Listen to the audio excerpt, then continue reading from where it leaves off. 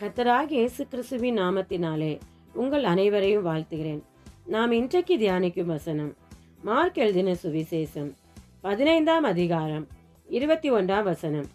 சிரனே ஊரானும் அலெக்சாந்தருக்கும் ரூப்புக்கும் தகப்பனும் ஆகிய சீமோன் எனப்பட்ட ஒருவன் நாட்டிலிருந்து அவ்வழியே வருகையில் அவருடைய சிலுவையை சுமக்கும்படி அவனை பலவந்தம் பண்ணினார்கள். இந்த வசனத்தில் சொல்லப்பட்ட சிரனே ஊரானாகிய சீமோன் இயேசுவின் சிலுவையை தன் சுய விருப்பத்தோடு அவன் சுமக்கவில்லை. அதாவது மற்றவர்களுடைய பலவந்தத்தின் நிமித்தம் தான் அந்த சிலுவையை சுமந்து சென்றான். இன்னொரு இடத்துல வசனம் என்ன சொல்லுகிறதுனா, அவன் தன் சிலுவையை எடுத்துக்கொண்டு என் பின்னே வரக்கடவன் என்று சொல்லுகிறது. இந்த இடத்துல சீமோன் மற்றவர்களுடைய கட்டாயத்தினாலும் பலவந்தத்தினாலும் வற்புறுத்துதலினாலும் தான் அந்த சிலுவையை சுமந்தாரு. அந்த சிலுவையை அவர் விரும்பி சுமந்திருந்தா அந்த சிலுவை அவருக்கு ஆசீர்வாதமாக இருந்திருக்கும்.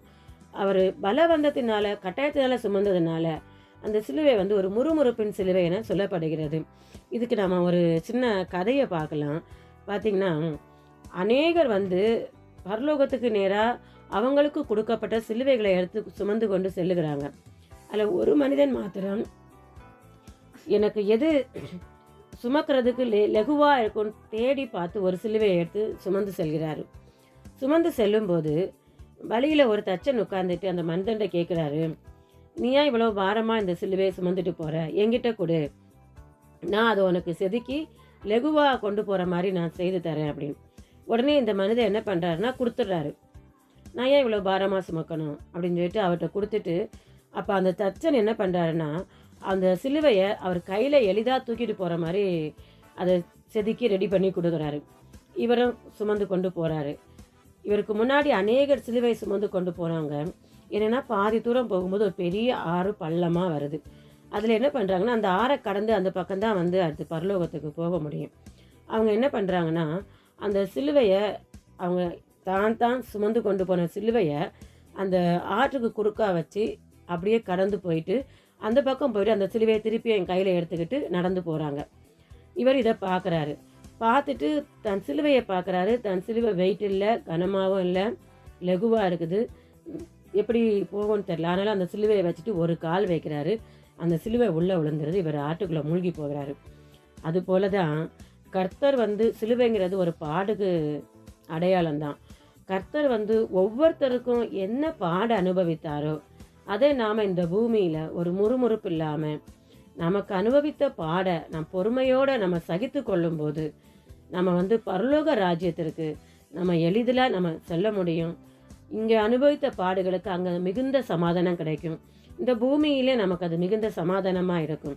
நமக்கு கொடுத்த பாடுகளையும் வேதனைகளையும் நம்ம முறுமுறுக்காமல் கர்த்தரை மாத்திரம் பார்த்துக்கிட்டு அவருக்கு பொறுமையாக இருக்கும்போது அந்த பாடுகளை தாங்கக்கூடிய கிருபையும் தருவார், சகிக்கக்கூடிய கிருபையும் தருவார், தப்பி செல்லக்கூடிய வழியும் கர்த்தர் நமக்கு காட்டுவார். இந்த பூமியில் நமக்கு அதற்குரிய ஆசீர்வாதத்தையும் தருவார். நாம் ஜெபிக்கலாமா? அன்பின் பரலோக பிதாவே, உம்மை நன்றியோடு துதிக்கிறோம், சோதரிக்கிறோம் தகப்பனே. இந்த வேளையிலும் தகப்பனே, எங்களுக்கு தகப்பனே நீர் கொடுத்த அநேக பாடுகள் இருந்தாலும் தகப்பனே, நாங்கள் இயேசுவின் பிள்ளைகளாக இருந்தாலும் எங்களுக்கு தகப்பனே எங்கள் வாழ்க்கையில் அநேக பாடுகள் உபத்திரவங்கள் இருந்தாலும் அதை நாங்கள் பொறுமையோடு சகிக்கவும் கர்த்தாவே, அந்த பாடுகள் மத்தியில் நாங்கள் உம்மை பார்க்கவும் கர்த்தாவே ராஜா, நாங்கள் முறுமுறுக்காத படிக்க ராஜா, எங்கள் இந்த சிலுவையை தகப்பனே பாடுகளை நாங்கள் சகித்து கொள்ள முடியாதபடிக்கு இருந்து கொள்ளாதபடிக்கு தேவரீ தகப்பனே சகித்து கொள்ளக்கூடிய தன்மையும் தந்து தகப்பனே அப்பா உண்மையே பார்க்கக்கூடிய கிருபையும் தரும்படியாய் அந்த பாடுகள் மத்தியிலே நாங்கள் தப்பித்து செல்ல போக்கையும் எங்களுக்கு தரும்படியாய் உண்மை நோக்கி பார்க்கிறோம் தகப்பனே. எங்களுக்கு கொடுத்த சிலுவையை நாங்கள் விரும்பி ஏற்று கர்த்தாவே உமக்காக யாவையும் தகப்பனே எங்களுக்காக யாவையும் செய்து முடித்த தேவனுக்காக நாங்கள் எல்லாவற்றையும் செய்ய தேவன் எங்களுக்கு தகப்பனே அனுக்கிரகம் பண்ணும்படியாய் உம்முடைய தயவுள்ள கருத்தில் ஒப்பு கொடுக்கிறோம். எங்கள் வாழ்க்கையில் நாங்கள் தகப்பனே முறுமுறுப்பில்லாத ஒரு வாழ்க்கை வாழ கிருபை தரும்படியாய் ஜெபிக்கிறோம். கர்த்தராகிய இயேசு கிறிஸ்துவின் நாமத்திலே ஜெபிக்கிறோம் நல்ல பிதாவே, ஆமேன். கர்த்தர் உங்களை ஆசீர்வதிப்பாராக.